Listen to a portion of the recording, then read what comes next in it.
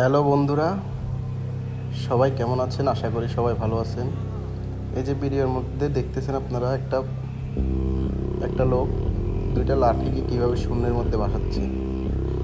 কি অসাধারণ একটা প্রতিভা ভাই এটার।